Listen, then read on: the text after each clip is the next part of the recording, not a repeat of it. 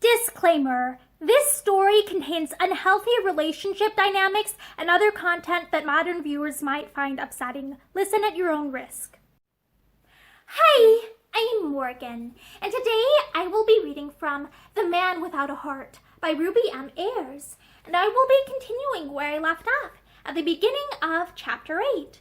Barbara left the two men downstairs while she went to her room, and with trembling hands began hurriedly repacking the few things she had taken from her luggage. Now her captivity was at an end, and there was nothing to prevent her from walking out of the house. She felt a strange reluctance to go. The little room in which she had passed so many sleepless hours suddenly assumed friendly proportions. The sunlight filtering through the latticed window fell warmly on her face as she moved to and fro, folding garments and stuffing them into her open boxes. She had no idea where she was going. She had made no plans for the future, but she kept wondering what Asher would do and how long he would stay alone in the little house. She remembered with a pang of pity that he was a sick man, and she paused for a moment in her task of locking the large trunk, sitting back on her heels and staring before her with pitying eyes. What would he do? He was homeless and friendless as far as she knew. Now there was no longer even Linda to whom he could turn. Linda! So in spite of everything, she had gone away with Hugh Langley, a man who was utterly dishonorable and unworthy of consideration. What would become of her? What would she do when he wearied of his infatuation? Barbara thought of the beautiful home and the kind, considerate husband which her friend had left, and all for what? For a short-lived, foolish passion which would burn itself out with pathetic speed. What mad things people did for love, and how useless it seemed to be. Edmund called to her from the foot of the stairs. "Are you ready, Barbara?" She rose hurriedly. "Yes, if you could just come and fasten my luggage." He came up the stairs, two at a time. "Let's get out of this place," he said abruptly. "If I stay here much longer, I shall do or say something I shall be sorry for." Alarm crept into her eyes. "Mr. Asher," she faltered. Hyde shrugged his shoulders. "I can't understand the fellow. How you've stayed with him so long beats me." Barbara interrupted quickly, her cheeks flushing painfully. "Do you imagine that I stayed from choice?" "Of course not. The whole thing beats me. Do you mean to say that he never gave you a chance to get away?" "Yes, several times, but he threatened to find you if I did, and shoot you, and he would have kept his word." She smiled faintly. "So you see, I stayed." Edmund finished strapping the boxes and rose to his feet, looking at Barbara with critical eyes. "Is Rufus in love with you?" he demanded after a moment. The treacherous blood rushed headlong to Barbara's cheeks, but she managed to laugh. "Would he have treated me like this, do you think, if he had been?" she asked. "I don't know. There are so many ways of loving," Hyde said with unusual insight. He turned away and stood looking out of the window with tragic eyes. "I could have sworn once that Linda loved me," he added brokenly.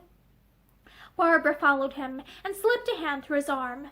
"Edmund, I'm so terribly sorry. More sorry than I can say." "I know. You've been a brick." He looked at her with eyes suddenly wet. "Barbie, I wonder if things would have turned out all right if what Rufus thinks had been true." She laughed nervously. "I don't know. We've always been good friends." She drew her hand away. "I'll just put my hat on, and then we can go." "I'll take the boxes down," Edmund said, but at the door he paused to look back at her. "Barbara, you know I ought to give Rufus a damned good hiding." She cried out in protest. "Oh, no. He thought he was doing the best thing for Linda. He loved her so much. She was everything to him. Besides, he's ill, Edmund." "He's very ill, I think." Edmund gave an inaudible growl. "Serve him right," he said. Presently Barbara went downstairs. Edmund was waiting for her at the front door. "I ran the car as far as I could along the footpath," he said. "But you have to walk a little way. I've taken the luggage along." She glanced apprehensively towards the sitting room. Is Mr. Asher?" "He's in there. I should keep away from him if I were you." Barbara hesitated, but against her will she thought of the night in Linda's garden when she when she and Rufus Asher had sat in the darkness together, and he had talked of his life. She had been fascinated by the something different about him that set him apart from the other men she had known. She had called him a brute and a man without a heart, but always she had known that it was not true. His love for her sister had been something much above ordinary love, in its strength and loyalty, and she realized how keenly he must be suffering. Edmund had got onto the car, and impulsively she went back to the sitting room, where she had spent so many strange days. Asher was standing by the fire, his arm resting on the wooden shelf above it, his back turned to her, but he looked round when she said rather nervously, "Goodbye, Mr. Asher." He made no answer, but there was a look of such dumb agony in his eyes that she forgot her bitterness and impulsively held out her hand. "Oh, I am so sorry. Sorry for you," she faltered. "If there is anything I can do, any way in which I can help Linda." He looked at the kind little hand extended to him. Then he turned away and laid his head down on his arms with tragic abandon. "Please go," he said hoarsely, and without a word Barbara obeyed. Her eyes were blinded with tears as she went out into the sunlight, and there was a strange pain in her heart. He might have shaken hands, she thought. After all, it is he who has injured me. She met Edmund Hyde coming back to look for her. "I thought perhaps Asher," he began. Barbara shook her head.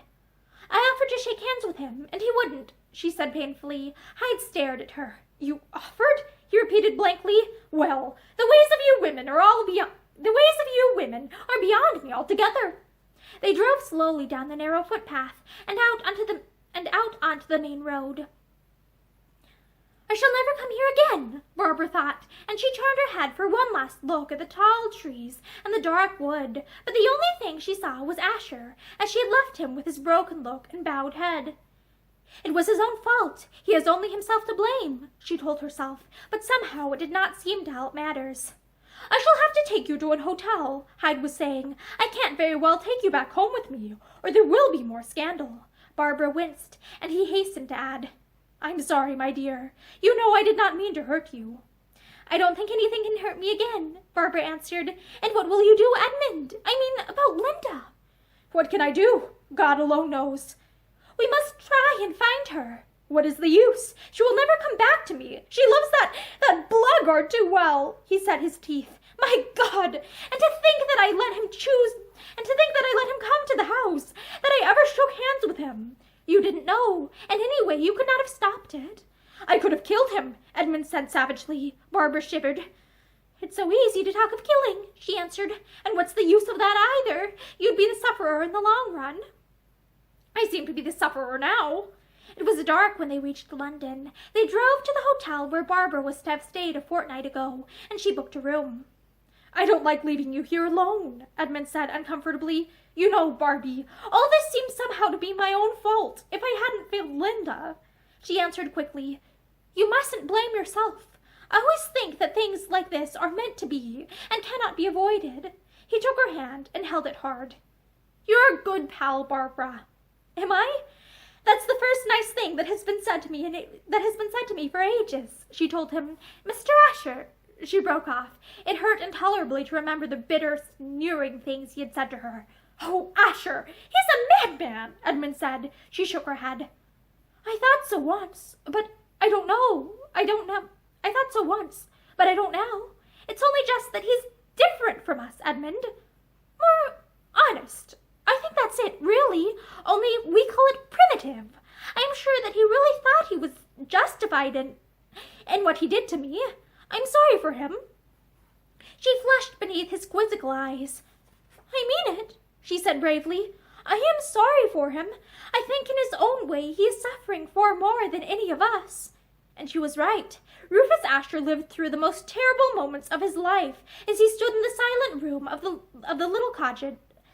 Rufus Asher lived through the most terrible moments of his life as he stood in the silent room of the little cottage, listening to the sound of Barbara's departing footsteps. It seemed that with one cruel blow he had lost everything he had held dear, and he himself was responsible. He thought of Barbara as she had been when he first met her, of her strange attraction for him, her simplicity and sweet friendliness. God, what a villain he had been! Nothing could ever wipe away the memory, and yet at the last she had offered him her hand and her pity.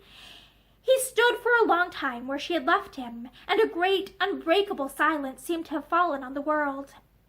The bitter, angry words of his brother-in-law swept through his mind. How are you going to explain things to people? Everyone knows that something strange has happened to Barbara. Damn it all, man! You'll have to marry her, and that's all there is to it. Marry her? Was it likely that she would even listen to such a proposal? And yet, and in this lay the very core of his suffering, he knew that in spite of the way he had tried to force himself to hate and despise her, he had only succeeded in loving her with every beat of his heart. And for his punishment he knew, too, that she cared so little for him that she could even find it in her heart to pity him for the fool he had been, the unconscionable brute. His life was devastated. The sister he had adored and trusted had betrayed his trust, and the woman who might have grown to love him had fled from him with thankfulness. That last night at his sister's, when he had come out of his room and found Linda on the stairs, he knew whom he had expected to find. In his heart he had suspected Barbara of every vile deception to which a woman could stoop, and she had been innocent. Would she forgive him? He dared not hope that she would. He had been mad to come home. He might have known that he was out of the picture forever. Far better to have stayed amongst the people who understood him, and who were rough and primitive like himself. A smoldering log falling with a clatter to the hearth roused him at last, and he looked up to find the sunshine gone, and the room gray and shadowy. He moved, and going out into the narrow passage, shut and locked the front door.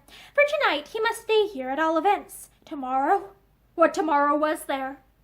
He found the lamp and lit it, and pulled the curtains over the windows, shutting out the wood and the tall trees. As he turned back to the fire, his foot touched some little object lying on the floor. A glove. Barbara's glove. He stooped and picked it up. It felt warm, almost human to his cold hand, and he stood looking down at it. She had gone out of his life. He had only ever held her by brutal chains which had hurt her, and now she was free.